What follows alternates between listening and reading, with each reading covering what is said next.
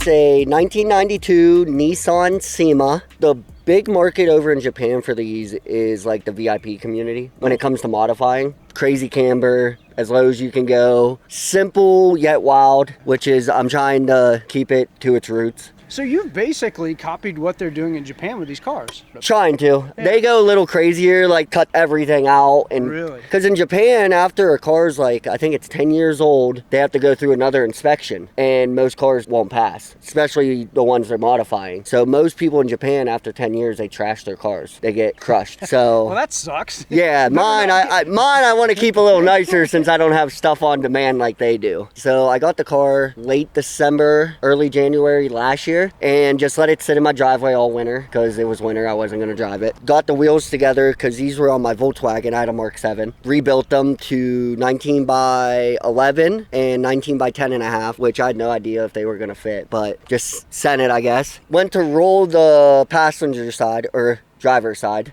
and that's right. Yeah, drive. We'll get to that in a second. Cracked the whole quarter panel. Oh. Found Bondo, which is a typical issue with Japanese cars. They're doing real quick body work and just slapping them together because they know Americans are buying them, and we don't get to see them in person until they're over here. I had no idea. I talked to the place I imported it from. They had no idea. Plus, it's 92, whatever, math. But stuff's gonna happen. I'm not gonna complain about it. I got my buddy ended up remolding the little flare parts, molded that out of metal, cut out the old one and welded in a new one, and then resprayed both quarter panels and everything. You're static. You're not on bags. No, I'm on Fortunato 500 coilovers. So the place I imported, actually, they put them on most of their cars that they bring in. Just, it's a little bit of a pain in the butt on these cars. You have to cut the front stock struts and weld in the coils. And I understand that you drive this thing. Like, oh, yeah. You've taken it on some trips. I haven't got to go on a really far trip yet. I was going to drive it to Nashville, but all my friends talked me into letting one of my buddies trailer me. The goal is this year, like by the end of the year, to go down to Florida with it, because nice. I have a bunch of friends down in Florida, and the car shows down there are awesome. Oh yeah, they're huge. So the goal is to have this ready to go and me confident enough to send it down there, and which I am. I drove it all last year. I think I put 10,000 miles on it last year, and wow, sitting like this, knock on wood, didn't have a single issue. Let's talk a little bit more about the body. The side skirts, is that a stock part of the car? No, so normally there's a front lip and a rear lip on this car that match the side skirts. It took me about 3 days to ruin them. That's what ultimately decided I'm switching to air ride. The reason why you probably trashed them is not because of the way you drive. It's probably the fact that the roads around here suck. The roads suck, and my driveway is straight up. Yeah. So the company's Artisan Spirit. It's pretty expensive, but the worst part, it's like an 8-month wait if you buy brand new. I got lucky. Some dude in Florida was selling a used one. So what got you into this car to begin with? The big thing is I love like just big body cars, big luxury style cars. The style with them, the culture behind them, and the history behind like the VIP culture. Once you start reading into actual Japanese VIP culture, it gets super interesting. A lot of people in the US, they try to copy it with like the Acuras, all the bigger cars, but there's only 5 actual chassis platforms that they consider like true VIP. Really? And this is like the mother of them all. Kind of the like, yeah. of it, huh?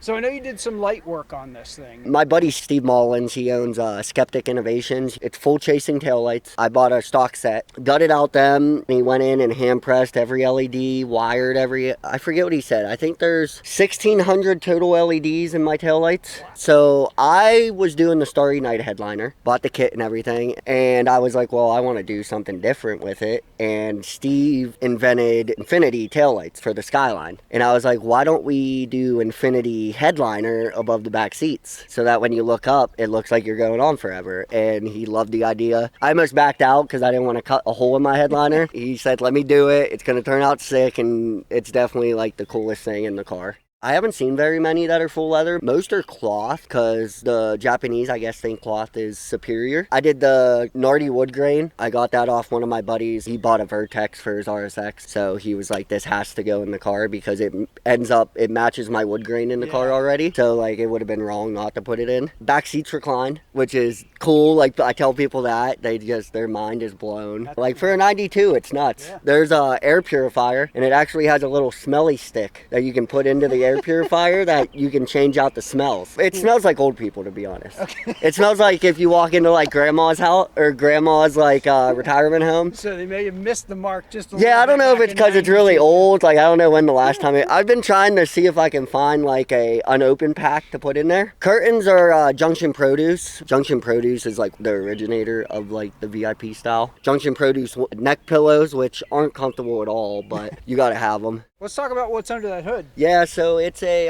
V8 41. V8 only has 53,000 miles on it, maybe a little more. I have to do quick math for the kilometers that are on there. And I'm pretty crappy at math, so it doesn't work out very well. The motor is pretty bulletproof. A lot of people in Australia are big into modding them, like turboing them and stuff like that, because apparently the heads will flow 500-600 horsepower. It's high revving. I think Redline's like $7,000 on it. Being an automatic, it's a little bit of sluggish. Plus the car weighs well over 4 now with everything I've done, like the non-stock wheels and the subs and everything like that. It's definitely well over 4,000 now. It gets out of its own way. Yeah. It's definitely not like super fast though. I'm pretty sure the 41 is actually in the Q45s, the first gen Q45s that came to the States. That makes sense. I love the color. It's just the only thing I don't like is that most of the Cimas that get brought over are this color. My buddy, he does airbrushing and stuff, so he's doing a lace roof on it. So like a ghosted lace roof with flake and everything. And I might do a color change. I've been debating on saving up for it. I'm gonna paint it. I'm not a fan of wraps or anything. Nothing beats like a solid brand new paint job. It's tough to say though with how high the market's going right now. It's been in my head a couple times. And I was talking to a bunch of my friends at Club Loose on Sunday at the drift event. And they're like, dude, just post it for like 25 grand. If it sells, you won't be sad about having 25 G's in your pocket. And I'm like, that's debatable, because I mean, you'll never get another one. And I'm the first U.S. owner. I have the original Japanese title to this car, which just makes it like 10 times cooler to me. I have the original like handbooks that came in the car. Other than, I wish it had the window sticker for it, but it doesn't have that. Surprisingly, it takes people a really long time to realize I'm on the other side of the car. Like, I've talked to people at red lights. Like, I'm on this side of the car talking to them, and then like 10 seconds into the conversation, they're like, you're on the right side. No, you're on the wrong side. Yeah, you're on the wrong one.